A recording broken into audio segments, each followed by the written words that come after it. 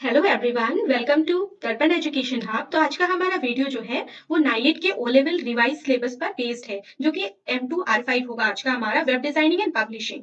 आपने इससे पहले दो वीडियो इसका पार्ट देख लिया है, जो कि यूनिट 3 का पार्ट 1 और पार्ट 2 है। अभी ये जो पार्ट है वो थर्ड पार्ट है, जो कि आपके जो HTML के बेसिक्स हैं उसका जो प्रैक्टिकल सेक्शन है उसका थ्योरी पार्ट है। तो इस वीडियो को आप अच्छे से देखें, क्योंकि इसमें मैं आपको बताऊंगी कि कौन से टैग से क्या होता है, तो फॉर्मेटिंग कैसे किया जाता है किसी भी टेक्स्ट के ऊपर। तो आप यहाँ पे उसको ध्यान से देखो और लास्ट तक देखो, क्योंकि अगर आप नहीं देखोगे तो आपको प्रैक्टिकल में भी अच्छे से समझ में नहीं आएगा। तो अगर आपको ये अच्छा लगे तो मेरे चैनल को लाइक करना, शेयर करना, एंड अगर आप नए हो तो सब्सक्राइब कर देना। Let's start our video. तो जैसा कि आपको पता है कि लास्ट जो हमारा क्लास था उसमें हम लोगों ने देखा था कि HTML में एट्रीब्यूट्स क्या होते हैं। एट्रीब्यूट्स एक्चुअली ऑप्शंस ही हैं टैग के, जिससे आप किसी भी टैग का बिहेवियर चेंज कर सकते हो। किसी भी टैग से जो कि आउटपुट आने वाला है उसकी अपीयरेंस को चेंज कर सकते हो। तो आप यहाँ पे अभी देख सकते हो हेडिंग टैग। तो हेडिंग टैग क्या है? तो हेडिंग्स लाने के लिए HTML में हेडिंग टैग यूज करते हैं। और यहाँ पे आप देख रहे होंगे H1, H2, H3, H4, H5, इस तरह से टैग्स के नेम है। तो ये जो हेडिंग टैग है वो अप टू 6 लेवल्स तक जाता है। H1 का मतलब होता है कि आपका जो हेडिंग है वो बहुत बड़ा सा आप चाहते हो, बड़े बड़े फॉर्मेट में, बड़े बड़े फॉन्ट में। ये आपको जो दिख रहा है आउटपुट, ये क्या है? ये H1 टैग से इसका साइज किया गया है। इसी तरह से H2, H3, H4, H5 और H6 टैग हैं। तो जैसे जैसे टैग्स के लेवल्स बढ़ते हैं, फॉन्ट का साइज भी छोटा होता जाता है। लेकिन आपके जो हेडिंग्स होंगे वो बोल्ड में होंगे, और वो हेडिंग टैग है, क्योंकि आपको हेडिंग टैग के लिए H1, H2, H3 up to 6 levels आप यूज कर सकते हो। तो आप अपने वेब पेज में जब चाहे कोई भी हेडिंग यूज कर सकते हो। ऐसा नहीं है कि H1 है तो आप H2 यूज करो। आप जब चाहो H3, H4, H5 जहां चाहो यूज कर सकते हो। तो H1 जो टैग है वो क्या होता है? वो सबसे लार्जेस्ट लेवल होता है, साइज होता है हेडिंग का। और H6 जो है ना, ये सबसे छोटा लेवल होता है हेडिंग का, स्मॉलेस्ट लेवल। तो यहाँ पे आपको एक एग्जांपल दिख रहा होगा, HTML है टाइटल। ये तो आपने प्रीवियस जो हमारा वीडियो है उसमें देखा था कि ये जो क्या है, ये बेसिक फॉर्मेट है HTML का। तो हर फॉर्मेट में आपको क्या करना होगा? ये टैग लिखना होगा। तो आप चेंज क्या करोगे? तो आप ये चेंज करोगे, बॉडी के अंदर का जो पार्ट होगा वो चेंज करोगे, और आपका जो टाइटल है वो आप चेंज करोगे। तो जैसे जैसे आप यहाँ पे देखते जाओगे कि HTML तो लगाना है आपको, हेड लगाना है आपको, टाइटल टैग भी लगाना है आपको। टाइटल टैग क्यों होता है? क्योंकि आप अपने वेब पेज के टाइटल में कुछ हेडिंग डालना चाहते हो। तो अगर टाइटल बार में आपको ये डालना है HTML हेडिंग, तो आपको टाइटल ओपनिंग और क्लोजिंग के बीच में ये जो हेडिंग टैग है, ये टाइटल टैग है, वो यूज करना होता है। और क्योंकि आप अपने टाइटल को ग्लोबल करना चाहते हो, तो आप उसको किसके अंदर रखते हो? तो हेड के टैग में रखते हो। इससे पहले जो वीडियो था उसमें हम लोगों ने देखा था कि हेड टैग के साथ क्या क्या यूज करते हो, टाइटल, मेटा, लिंक, इस तरह से बहुत सारे टैग्स थे जो हम यूज कर सकते हैं हेड टैग के अंदर। और टाइटल टैग का काम क्या है? तो टाइटल बार में जो भी आप हेडिंग्स डालना चाहते हो वो आप टाइटल टैग में डालते हो। उसके बाद आप देख रहे होगे बॉडी टैग। तो बॉडी टैग क्या है? तो बॉडी टैग वो टैग है जो कि एक कंटेनर टैग है, जिसके अंदर बहुत सारे टैग्स हो सकते हैं। और अगर आप बॉडी टैग के अंदर कुछ भी डालोगे, कुछ भी टाइप करोगे, चाहे वो टैग हो या कंटेंट हो, वो आपके वेब पेज के वर्किंग एरिया में डिस्प्ले करता है। तो यहाँ पे बॉडी बीजी कलर लिखा है, तो body is the main tag, है ना? And BG colour is it's attribute, ये इसका ऑप्शन है। मतलब आपको वेब पेज का जो कलर है वो कैसा चाहिए? ग्रीन चाहिए। तो एट्रीब्यूट का नाम है बीजी कलर, और ग्रीन क्या है? तो आपका वैल्यू है। तो आपको बैकग्राउंड का कलर क्या चाहिए? ग्रीन कलर चाहिए। इसी तरह से आपको दिख रहा होगा टेक्स्ट व्हाइट। तो टेक्स्ट क्या है? तो टेक्स्ट जो है वो आपका बॉडी टैग का एक एट्रीब्यूट है, जिससे होता क्या है कि आपका जो टेक्स्ट है, जो आप यहाँ पे जो टेक्स्ट ला रहे हो, फॉन्ट जो ला रहे हो, उसका कलर क्या हो जाएगा? वो व्हाइट हो जाएगा। तो टेक्स्ट और बीजी कलर, ये दोनों क्या है? बॉडी का एट्रीब्यूट्स है। तो आपका वेब पेज का कलर कैसा है? ग्रीन है। एंड आपके जो टेक्स्ट है वो कौन से कलर के हैं? तो व्हाइट कलर के। उसी तरह से आप नेक्स्ट लाइन में देख सकते हो, यहाँ पे H1 टैग यूज किया है। H1 टैग क्या है? तो ये हेडिंग टैग है, जो कि सबसे बड़ा लेवल कहते हैं हम इसे। तो यहाँ पे आप देखो कि आई एम हेडिंग लेवल 1।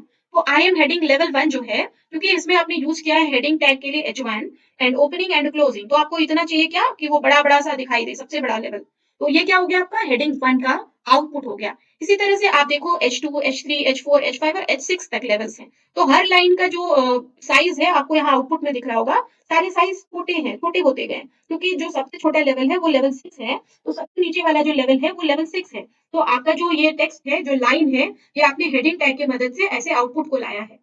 तो आप इतना ही दिखाना चाहते हो अपने वेब पेज में, तो आप क्या करो? आप बॉडी टैग को क्लोज कर दो, क्योंकि यहाँ पे ओपनिंग टैग है और यहाँ पे क्लोजिंग टैग है। एंड HTML के अंदर सारी चीजें हैं, तो आप HTML क्लोजिंग तो करोगे ना, तो HTML को आपको लास्ट में क्लोज करना होता है। तो यहाँ पे देखिए आपको दिख रहा होगा HTML क्लोजिंग। तो यहाँ HTML ओपनिंग, यहाँ पे HTML क्लोजिंग, इधर बॉडी ओपनिंग एंड इधर बॉडी क्लोजिंग। एंड इसी तरह से आपका ये जो फर्स्ट प्रोग्राम है, जो कि हेडिंग टैग की मदद से बनाया गया है, वो बन चुका है। ये आपका क्या है? ये आपका वेब पेज का आउटपुट है। इसी तरह से आपका जो नेक्स्ट है वो है पैराग्राफ टैग। पैराग्राफ टैग क्या होता है? तो पैराग्राफ टैग वो टैग है जिससे आप अपने कंटेंट को पैराग्राफ की तरह दिखा सकते हो। तो आप यहाँ पे देखो HTML के बाद हेड, टाइटल क्लोज, सेम जैसे आपने पहले देखा, बस आपका टाइटल यहाँ पे चेंज हो गया है। टाइटल क्या है? HTML paragraph. और आप यहाँ पे देखो, यहाँ पे क्या है आपका कि आप यूज कर रहे हो क्या चीज? Body tag, BG colour light green. तो आपका जो बैकग्राउंड कलर है वो कैसा है? लाइट ग्रीन है। एंड आपका जो टेक्स्ट है वो कैसा कलर का है? तो वो डार्क ग्रीन, डार्क व्हाइट लिखा है। एक्चुअली यहाँ पे आउटपुट थोड़ा रेड दिख रहा है, लेकिन ये व्हाइट आना चाहिए। तो डार्क व्हाइट लिखा है तो वो व्हाइट कलर का आएगा। तो इसी तरह से आप यहाँ पे देखिए पैराग्राफ के लिए पी टैग यूज किया गया है। ये जो टैग है, ये टैग यूज इसलिए किया जाता है जिससे आपका जो टेक्स्ट है वो पैराग्राफ की तरह दिखाई दे। तो ये ओपनिंग है पैराग्राफ के लिए और ये क्या है? क्लोजिंग के लिए। मतलब एक पैराग्राफ आपका इतना कंटेंट है, तो ओपनिंग एंड क्लोजिंग आपको डालना होगा क्योंकि ये आपका पहला पैराग्राफ है। Second paragraph is this, I am paragraph 2। तो ये जो पैराग्राफ है ये क्या है? आपका सेकंड पैराग्राफ है। तो इसके लिए आपने दोबारा से पी टैग यूज किया है। तो opening paragraph and closing paragraph. तो ये आपका सेकंड पैराग्राफ हो गया, क्योंकि आपको इतना ही करना है। तब आप बॉडी टैग को क्लोज करो एंड HTML को भी क्लोज कर दो। तो इसका जो पूरा आउटपुट जो होगा वो इस तरह से दिखाई देगा। फॉन्ट का कलर व्हाइट होगा, बैकग्राउंड का कलर लाइट ग्रीन होगा एंड आपके हेडिंग में क्या दिखेगा? आपके टाइटल बार में तो HTML पैराग्राफ। तो ये आपका पैराग्राफ करने के लिए पी टैग है। पी टैग के भी कुछ एट्रीब्यूट्स होते हैं, लेकिन ये हम लोग आगे नेक्स्ट डिस्कस करेंगे। तो आप लोग यहाँ पे देख सकते हो, यहाँ पे एक टेबल है। इस टेबल में टेक्स्ट के साथ फॉर्मेटिंग करने के लिए कुछ टैग्स जो यूज किए जाते हैं वो यहाँ पे मेंशन किए हुए हैं। अगर आप बी टैग यूज करते हो तो बी टैग मतलब होता है आप टेक्स्ट को बोल्ड करना चाहते हो। आई टैग मीन्स आप इटैलिक्स करना चाहते हो। यू मतलब आप उसको अंडरलाइन करना चाहते हो। स्ट्रॉन्ग क्या है? तो स्ट्रॉन्ग बोल्ड की तरह ही दिखता है। जैसे आप बोल्ड यूज करते हो ना, तो बोल्ड की जगह पे आप स्ट्रॉन्ग भी यूज कर सकते हो। जो ये क्या करेगा? बोल्ड की तरह ही काम करेगा। एम्फ क्या करेगा? तो एम क्या करेगा? आपके टेक्स्ट को एम्फेसाइज्ड कर देगा। जैसे इटैलिक्स आप यूज करते हो तो थोड़ा सा बेंड हो जाता है ना स्टाइल, बिल्कुल उसी तरह से ई एम जो टैग है एम, इससे क्या होता है? आपका जो टेक्स्ट है वो एम्फेसाइज्ड हो जाता है, थोड़ा सा इटैलिक्स टाइप हो जाता है। इसी तरह से आप देख सकते हो कि स्मॉल टैग है। स्मॉल टैग क्या करता है? तो आपका जो फॉन्ट है उसका साइज क्या होगा? वो छोटा हो जाएगा। साइज क्या हो जाएगा? छोटा हो जाएगा नॉर्मल टेक्स्ट से। बिग टैग क्या करेगा? तो आपका जो टेक्स्ट है उसका साइज जो है वो बिग हो जाएगा, बड़ा हो जाएगा नॉर्मल साइज से। तो ये कुछ टैग्स हैं जिससे आप फॉर्मेटिंग करते हो। इसी तरह से यहाँ पे देख रहे होंगे आप स्ट्राइक या एस नाम का टैग है। तो ये टैग क्या करता है? ये आपके टेक्स्ट को एक स्पेशल इफेक्ट दे सकता है, स्ट्राइक थ्रू वाला। जैसे आप चाहते हो कि ये कटा हुआ स्टाइल आ जाए, तो कटा हुआ स्टाइल लाने के लिए आप क्या कर सकते हो? You can use this S और स्ट्राइक टैग, जिससे आपका टेक्स्ट स्ट्राइक थ्रू हो जाता है। इसी तरह से मान लीजिए आपको सुपर स्क्रिप्ट चाहिए, पावर चाहिए, कभी कभी चाहिए होता है ना। ऐसे देखिए 10th, यहाँ पे एक एग्जाम्पल दिया है, तो आप टी एच को क्या करना चाहते हो? पावर रखना चाहते हो, मतलब आप इसको सुपर स्क्रिप्ट करना चाहते हो। तो सुपर स्क्रिप्ट के लिए सब होता है, सब टैग। और अगर मान लीजिए आपको बेस चाहिए, बेस मतलब क्या होता है कि आपको नीचे का जो पावर इधर है ना, ये बेस है, तो आप ऐसे रखना चाहते हो फॉर्मूला की तरह, H2O की तरह। तब आप क्या करते हो? टू को आप सब के अंदर यूज करते हो। तब आपका जो टेक्स्ट है वो क्या होता है? बेस बन जाता है, और इसको कहा जाता है सब स्क्रिप्ट। तो सब स्क्रिप्ट क्या करता है? बेस करता है। सुपर स्क्रिप्ट क्या करता है? आपका पावर कर देता है। तो सुपर स्क्रिप्ट के लिए सब और बेस के लिए सब टैग यूज करते हैं। इसी तरह से मार्क टैग दिख रहा होगा। मार्क टैग क्या करता है? तो ये क्या करता है ना कि जो भी आपके टेक्स्ट है उसको वो हाईलाइट कर देता है। मार्क टेक्स्ट और डिफॉल्ट येलो कलर का क्या होता है? मार्क हो जाता है अगर आप यूज करते हो तो। डेल टैग क्या है? डेल टैग क्या है ना कि जो रिमूव टेक्स्ट है उसको वो डिफाइन करता है, डेल टैग। ये हम लोग नेक्स्ट जो प्रैक्टिकल हमारा सेक्शन होगा उसमें हम लोग प्रैक्टिकली करके देखने वाले हैं। पहले थ्योरी बहुत इंपॉर्टेंट होता है ना, इसीलिए पहले आप थ्योरी समझ लो। अगर आपको थ्योरी समझ में आ जाएगा देन आप प्रैक्टिकल्स को भी बहुत अच्छे से समझोगे। इसी तरह से यहाँ पे टैग है इंस नाम का। तो इंस नाम का टैग है, इससे आप क्या करते हो? इंसर्टेड टेक्स्ट को ये डिफाइन करता है, मतलब एडिटेड टेक्स्ट। तो आप जब भी इंस टैग यूज करोगे तो जो भी इंसर्टेड टेक्स्ट है या एडिटेड टेक्स्ट है वो आपको वहां पे दिखाई देने लगेगा। तो इसको प्रैक्टिकल मेन तो इसका जो प्रैक्टिकल सेक्शन है वो इंपॉर्टेंट होगा, लेकिन थ्योरी भी बहुत इंपॉर्टेंट होता है, आपको पता ही है। तो ये जो टैग्स है ये फॉर्मेटिंग करने के लिए यूज करते हैं हम लोग फॉन्ट के ऊपर। तो यहाँ पे कुछ फॉर्मेटिंग करने के लिए दिख रहा होगा आप लोगों को, एक प्रोग्राम बना हुआ है, एक HTML कोडिंग किया हुआ है यहाँ पे। तो क्या है ये? वेब पेज का ये आउटपुट कुछ इस तरह से दिखेगा। एंड कोडिंग यहाँ पे मैं आपको कोडिंग समझा दूं। तो HTML तो सेम है, हेड सेम है।